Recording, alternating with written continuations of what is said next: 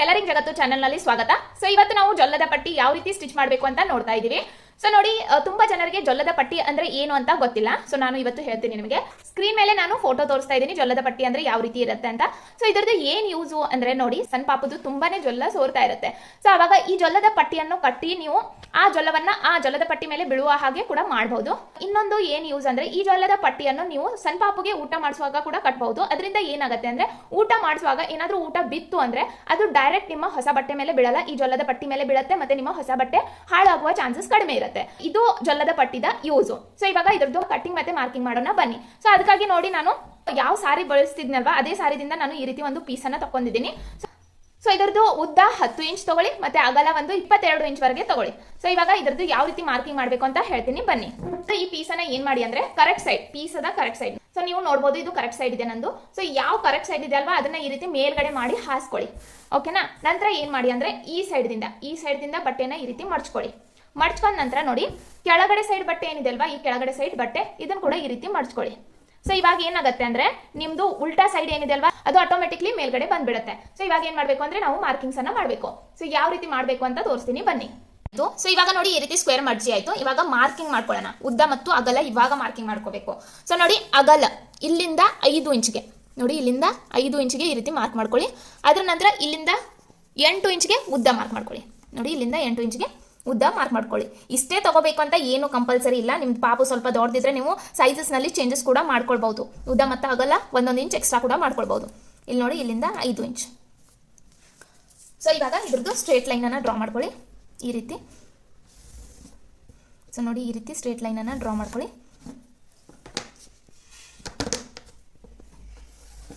ಓಕೆನಾ? ಅದರ ನಂತರ ಇಲ್ಲಿಂದ ನೋಡಿ, ಮೇಲ್ಗಡೆಯಿಂದ ನೆಕ್ಗಾಗಿ 1.5 ಇಂಚ್ ಅಗಲ, 1.5 ಇಂಚ್ ಅಗಲ, ಉದ್ದ 2 ಇಂಚ್ ಮಾರ್ಕ್ ಮಾಡ್ಕೊಳ್ಳಿ. ಓಕೆನಾ? 1.5 ಇಂಚ್ ಅಗಲ, ಇಲ್ಲಿ ಕೂಡ ಇನ್ನೊಂದು ಮಾರ್ಕಿಂಗ್ ಮಾಡ್ಕೊಳ್ಳಿ. 1.5 ಇಂಚ್ ಅಗಲ ಮತ್ತೆ ಉದ್ದ 2 ಇಂಚ್. ಸೊ ಇದ್ರದ್ದು ಕೂಡ ಇವಾಗ ಸ್ಟ್ರೇಟ್ ಲೈನ್ ಅನ್ನ ಡ್ರಾ ಮಾಡ್ಕೊಳ್ಳಿ. ನೋಡಿ, ಈ ರೀತಿ ಇವಾಗ ನೋಡಿ, ಇದು ಫ್ರೆಂಚ್ ಕರ್ವ್. ನಾನು ಆಲ್ರೆಡಿ ಹೇಳ್ತೀನಿ ನಿಮಗೆ. ಸೊ ಈ ಫ್ರೆಂಚ್ ಕರ್ವ್ ಅನ್ನ ತಗೊಂಡು ಇವಾಗ ಇದ್ರದ್ದು ಶೇಪ್ ಅನ್ನ ಡ್ರಾ ಮಾಡ್ಕೊಳ್ಬೇಕು. ಸೊ ನೋಡಿ, ಜಸ್ಟ್ ಇದನ್ನ ಈ ರೀತಿ ಇಟ್ಬಿಡಿ, ಮತ್ತೆ ಇಲ್ಲಿಂದ ಈ ರೀತಿ ಶೇಪ್ ಅನ್ನ ಡ್ರಾ ಮಾಡ್ಕೊಳ್ಳಿ. ಸೊ ರೌಂಡ್ ಶೇಪ್ ಸಿಕ್ಬಿಡತ್ತೆ ನಿಮಗೆ.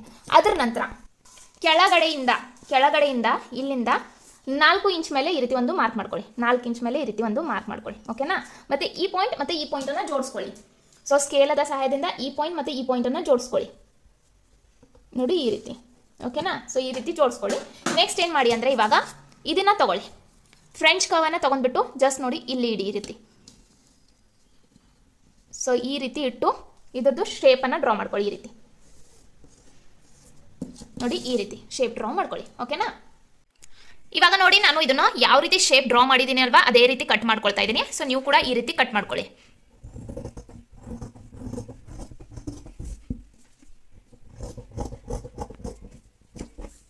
ಇವಾಗ ನೆಕ್ ಕಟ್ ಮಾಡ್ಕೊಳ್ಳಿ. ಸೊ ನೋಡಿ, ಇವಾಗ ಈ ರೀತಿ ಶೇಪ್ ರೆಡಿ ಆಗುತ್ತೆ. ನೀವು ನೋಡ್ಬೋದು, ಈ ರೀತಿ ಶೇಪ್ ರೆಡಿ ಆಗುತ್ತೆ. ಸೊ ಇವಾಗ ಇಲ್ಲಿ ಬೇಕಾದ್ರೆ ನೀವು ಫ್ರಿಲ್ಸ್ ಕೂಡ ಅಟ್ಯಾಚ್ ಮಾಡ್ಬೋದು. ಇದ್ರ ಜೊತೆಗೆ ನಮಗೆ ಕಶಿ ಕೂಡ ಬೇಕಾಗುತ್ತೆ. ಸೊ ಇದೇನು ಕೆಳಗಡೆ ಬಟ್ಟೆ ಉಳಿದಿತ್ತಲ್ವಾ ಇದನ್ನ ನಾನು ಸ್ಟ್ರೇಟ್ ಕಟ್ ಮಾಡ್ಕೊಂಡು ಇದ್ರದ್ದೇನೆ ಕಶಿಯನ್ನ ರೆಡಿ ಮಾಡ್ಕೊಳ್ತೀನಿ. ಸೊ ನೋಡಿ, ಈ ರೀತಿ. ಸೊ ಈ ರೀತಿ ಸ್ಟ್ರೇಟ್ ಕಟ್ ಮಾಡ್ಕೊಳ್ಳಿ.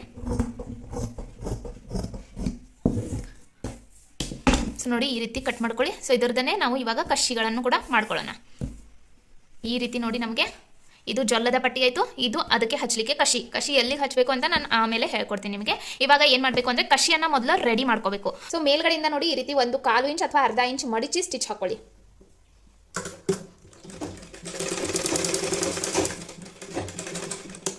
ಸೊ ನೋಡಿ, ಈ ರೀತಿ ಮಡಚಿ ಸ್ಟಿಚ್ ಹಾಕೊಂಡಿದ್ದೀನಿ. ಇವಾಗ ಏನು ಮಾಡಬೇಕು ಅಂದರೆ ನೋಡಿ, ಈ ಸೈಡ್ದಿಂದ 1/4 ಇಂಚ್ ಮಡಚಿ ಮತ್ತೆ ಈ ಸೈಡ್ದಿಂದ 1/4 ಇಂಚ್ ಈ ರೀತಿ ಮಡಚ್ಕೊಳ್ಳಿ. ಅದರ ನಂತರ ಇದನ್ನ ಇದ್ರ ಮೇಲೆ ಈ ರೀತಿ ಪ್ಲೇಸ್ ಮಾಡಿ. ಸೊ ಇವಾಗ ಈ ಎಡ್ಜ್ದಿಂದ ಸ್ಟಿಚ್ ಹಾಕ್ತಾ ಹೋಗಬೇಕು. ಸೊ ನೋಡಿ, ಇದನ್ನ ಈ ರೀತಿ ಮಡ್ಚ್ಕೊಳ್ಳಿ. ಆನಂತರ ಇದನ್ನ ಈ ರೀತಿ ಮಡ್ಚ್ಕೊಳ್ಳಿ, ಮತ್ತೆ ಇದನ್ನ ಇದ್ರ ಮೇಲೆ ಮಡ್ಚ್ಕೊಂಡು ಎಡ್ಜ್ದಿಂದ ಸ್ಟಿಚ್ ಹಾಕ್ತಾ ಹೋಗಬೇಕು. ಸೊ ನೋಡಿ, ಇವಾಗ ಈ ರೀತಿ ಎಡ್ಜ್ದಿಂದ ಸ್ಟಿಚ್ ಹಾಕ್ತಾ ಹೋಗಿ. ಸೊ ಇದನ್ನ ಈ ರೀತಿ ನೋಡಿ, ಈ ರೀತಿ ಸರಿ ಮಾಡ್ಕೊಂಡು ಆನಂತರ ಮಡ್ಚ್ಕೊಂಡು ಸ್ಟಿಚ್ ಹಾಕ್ತಾ ಹೋಗಿ.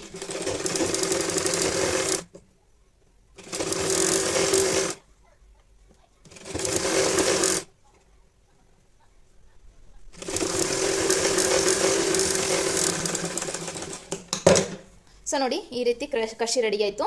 ಸೊ ಇದೇ ರೀತಿ ಏನು ಮಾಡಬೇಕು ಅಂದರೆ 2 ಕಸಿ ಆ್ಯಕ್ಚುಲಿ ರೆಡಿ ಮಾಡ್ಕೊಳ್ಬೇಕು. ಬಟ್ ನಂದು ಉದ್ದ ಹೆಚ್ಚಿದೆ, ಸೊ ಇದರಲ್ಲಿನೇ ನಾನು 2 ಭಾಗ ಮಾಡ್ಕೊಳ್ತಾ ಇದ್ದೀನಿ. ನೋಡಿ ಇದರಲ್ಲಿನೇ ಈ ರೀತಿ 2 ಭಾಗ ಮಾಡಿದ್ದೀನಿ. ಸೊ ಇವಾಗ ಈ ರೀತಿ 2 ಕಸಿ ರೆಡಿ ಆಯಿತು. ಸೊ ನಮಗೆ 2 ಕಸಿ ಬೇಕಾಗುತ್ತೆ.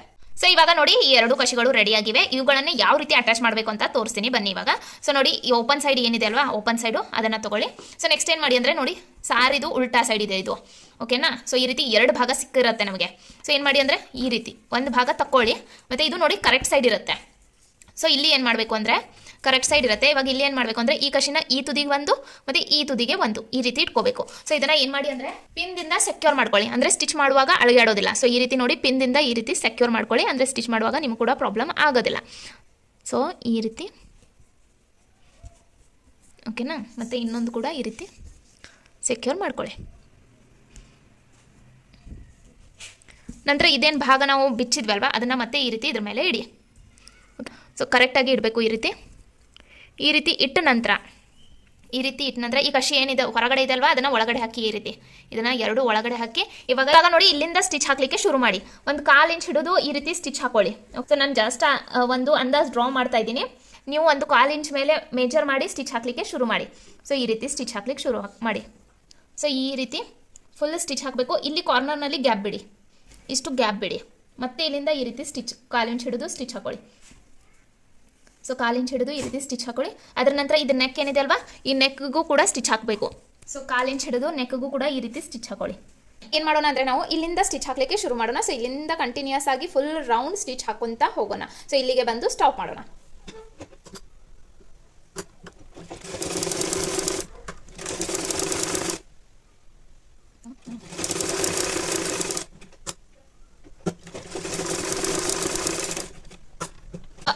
ಸೊ ಸ್ಟಿಚ್ ಹಾಕುವಾಗ ನೋಡ್ತಾ ಇರಿ, ಕೆಳಗಡೆ ಬಟ್ಟೆ ಮತ್ತು ಮೇಲ್ಗಡೆ ಬಟ್ಟೆ ಈ ರೀತಿ ಕರೆಕ್ಟಾಗಿ ಇರಬೇಕು. ಅಂದ್ರೇ ಸ್ಟಿಚ್ ನಿಮ್ಮದು ಇದೇನಿದೆ ಅಲ್ವಾ ನೀವು ಏನು ಹೊಲಿತಾ ಇದ್ದೀರಾ ಅದ್ರದ್ದು ಫಿನಿಶಿಂಗ್ ಕರೆಕ್ಟಾಗಿ ಬರುತ್ತೆ, ಚೆನ್ನಾಗಿ ಬರುತ್ತೆ.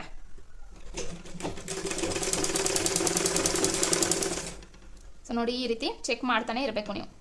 ಇದನ್ನು ಈ ರೀತಿ ಅಟ್ಯಾಚ್ ಮಾಡ್ಕೊಳ್ಳಿ ಇಲ್ಲಿಗೆ. ಸೊ ಇಲ್ಲಿ ಕಾರ್ನರ್ ಬಂದ ನಂತರ ಮಷಿನ್ ನಿಲ್ಲಿಸ್ಕೊಳ್ಳಿ, ಮತ್ತೆ ಟರ್ನ್ ಮಾಡಿ ಮತ್ತೆ ಸ್ಟಿಚ್ ಮಾಡಲಿಕ್ಕೆ ಸ್ಟಾರ್ಟ್ ಮಾಡಿ.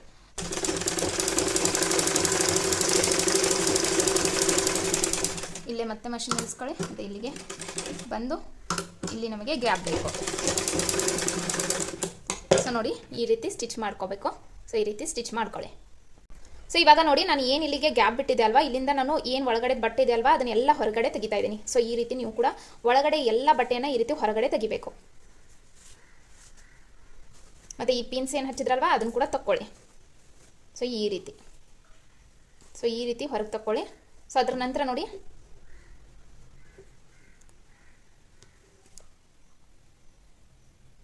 ಇವಾಗ ನಾನು ಇದನ್ನು ಒಂಚೂರು ಅಯನ್ ಮಾಡ್ಕೋತೀನಿ, ಅಂದರೆ ಇದ್ರದ್ದು ಫಿನಿಶಿಂಗ್ ನಿಮಗೆ ತೋರಿಸಲಿಕ್ಕೆ ಚೆನ್ನಾಗಿ ಕಾಣಿಸುತ್ತೆ ಮತ್ತು ನೋಡಲಿಕ್ಕೆ ನಿಮಗೆ ಕೂಡ ಚೆನ್ನಾಗಿ ಅನಿಸುತ್ತೆ. ಇವಾಗ ನೋಡಿ ಈ ರೀತಿ ಒಂದು ಶೇಪ್ ರೆಡಿ ಆಗುತ್ತೆ. ಸೊ ಇವಾಗ ಮೊದಲು ಏನು ಮಾಡ್ಕೋಬೇಕು, ಈ ಬಟ್ಟೆಯನ್ನು ಈ ರೀತಿ ಒಳಗಡೆ ಹಾಕಿ ಇಲ್ಲಿ ಮೇಲ್ಗಡೆಯಿಂದ ಒಂದು ಸ್ಟಿಚ್ ಹಾಕೊಳ್ಳಿ.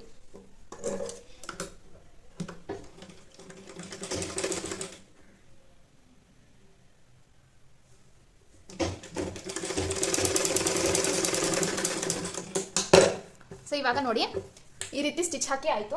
ನೆಕ್ಸ್ಟ್ ಏನು ಮಾಡಬೇಕು ಅಂದರೆ ಈ ರೀತಿ ಬಾರ್ಡರ್ ತಗೊಳ್ಳಿ, ಇಲ್ಲಾಂದರೆ ಸೇಮ್ ಇದೇ ಬಟ್ಟೆ ಕೂಡ ನೀವು ತೊಗೋಬಹುದು. ಏನು ಮಾಡಿ ಅಂದರೆ ಈ ಉಲ್ಟಾ ಸೈಡ್ದಿಂದ ಈ ರೀತಿ 2 ಸತಿ ಮಡಚಿ ಸ್ಟಿಚ್ ಹಾಕೊಳ್ಳಿ ಉಲ್ಟಾ ಸೈಡ್ದಿಂದ.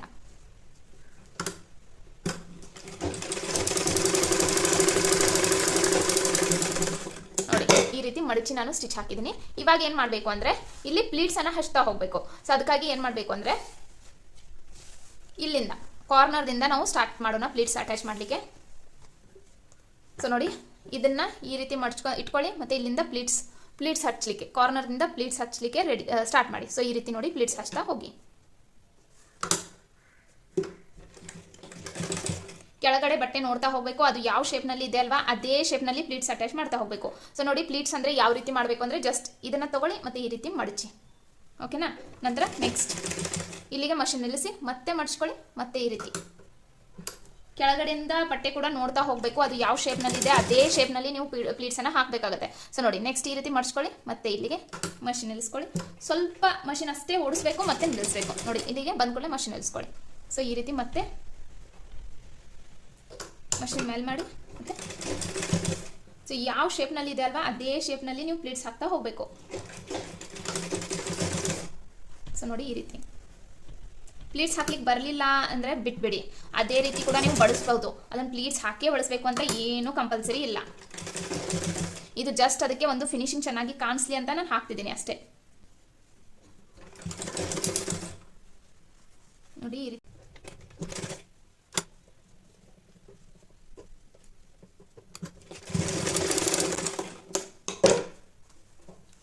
ಸೊ ನೋಡಿ ಪ್ಲೀಟ್ಸ್ ಹಚ್ಚಿದ ನಂತರ ಈ ರೀತಿ ಕಾಣಿಸುತ್ತೆ. ಸೊ ಇವಾಗ ಏನು ಮಾಡಿ ಅಂದರೆ ನೋಡಿ, ಇದು ನಾನು ಇಷ್ಟು ಇದನ್ನು ಮಾಡ್ತಾ ಇದ್ದೀನಿ, ಆದರೂ ಕೂಡ ಎದ್ದು ನಿಲ್ತಾ ಇದೆ. ಸೊ ಇದಕ್ಕೆ ಏನು ಮಾಡಬೇಕು ಅಂದರೆ ಇವಾಗ ಪ್ರೆಸ್ ಸ್ಟಿಚನ್ನು ಹಾಕಬೇಕು.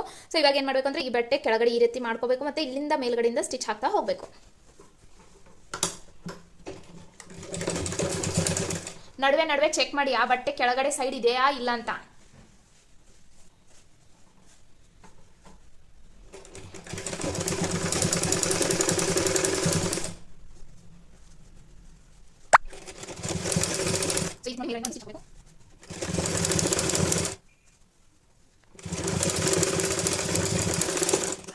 ಇವಾಗ ನೀವು ನೋಡಬಹುದು ಪ್ರೆಸ್ ಸ್ಟಿಚ್ ಹಾಕಿದ ನಂತರ ಇದು ಎಷ್ಟು ಚೆನ್ನಾಗಿ ಕೂತಿದೆ ಅಂತ. ಸೊ ಇದಕ್ಕೆ ಒಂಚೂರ ನೀವು ಅಯನ್ ಕೂಡ ಮಾಡ್ಕೋಬಹುದು, ಅಂದ್ರೆ ಪ್ಲೀಟ್ಸ್ ಇನ್ನೂ ಚೆನ್ನಾಗಿ ಕಾಣಿಸುತ್ತೆ. ಸೊ ಇದು ಆಯ್ತು ನಮ್ದು ಜೊಲ್ಲದ ಪಟ್ಟಿ. ಸೊ ಇದಕ್ಕೆ ಅಂತಾರೆ ಜೊಲ್ಲದ ಪಟ್ಟಿ. ಸೊ ಇದನ್ನ ಜಸ್ಟ್ ಸಿಂಪ್ಲಿ ಇಲ್ಲಿ ಇದನ್ನ ತಗೊಂಡು, ಈ ಕಶಿಯನ್ನ ತಗೊಂಡು ಏನ್ ಮಾಡಬೇಕು ಅಂದ್ರೆ ಬೇಬಿಯ ನೆಕ್ಗೆ ಕಟ್ಟಬೇಕಾಗತ್ತೆ. ಈ ರೀತಿ ನೋಡಿ ಬೇಬಿಯ ನೆಕ್ಗೆ ಕಟ್ಟಬೇಕು. ಅಂದ್ರೆ ಅದ್ರದ್ದು ಏನ್ ಜೊಲ್ಲ ಸರುತ್ತೆ ಅಲ್ವಾ, ಅದು ಇದ್ರ ಮೇಲೆ ಸರುತ್ತೆ. ಅದ್ರ ಜೊತೆಗೆ ನೀವು ಊಟ ಮಾಡಿಸುವಾಗ ಕೂಡ ಏನಾದರೂ ಊಟ ಬಿತ್ತು ಅಂದ್ರೆ ಇದ್ರ ಮೇಲೆ ಬೀಳುತ್ತೆ.